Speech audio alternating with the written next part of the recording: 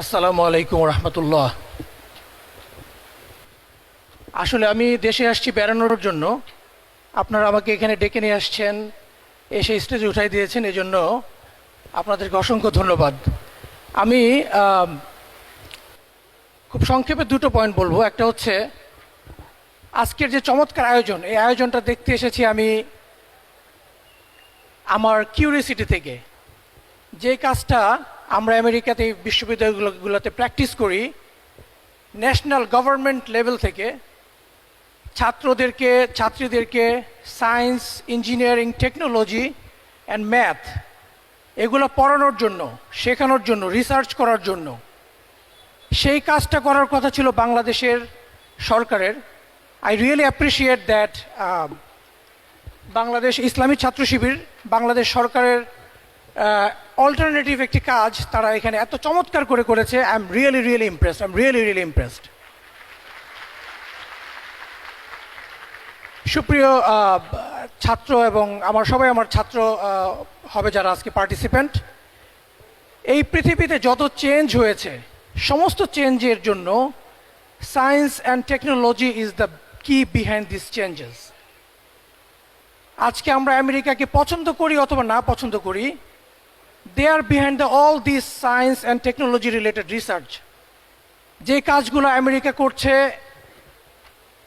সেটা তারা মানুষের উন্নয়নের জন্য হোক, বিশ্বের অস্ত্র তৈরির জন্য হোক, সেই কাজগুলোর সূত্র হচ্ছে আমেরিকা থেকে। এবং সেই কাজগুলোর পার্টিসিপেন্ট হচ্ছে এখানে যারা বসে আছে এরকম ছোট ছোট ছাত্রছাত্রীরা। আমি যাদেরকে পড়াই তারাই হচ্ছে এই কাজগুলোর গবেষক, তারাই এই কাজগুলোর ক্রিয়েটর। এবং এই কাজগুলোতে American government $1 million research fund দিচ্ছে to develop this young kids. আমরা কোভিড ভ্যাকসিনের কথা বলি, নিউক্লিয়ার ওয়েপনের কথা বলি, ইন্টারনেট, আমাদের হাতে যে 4G ইন্টারনেট আছে, নতুন ডিভাইস আছে, আইফোন আছে, ম্যাকবুক আছে, each and everything is created by this intellectual people. আজকে বাংলাদেশের এই নতুন পরিবর্তনে আমাদেরকে চিন্তা করতে হবে, আমরা কি সেই নতুন যুগের সূচনাতে আমরা নেতৃত্ব দিব, নাকি আমরা আগের মতো সেই পিছনে পড়ে থাকব।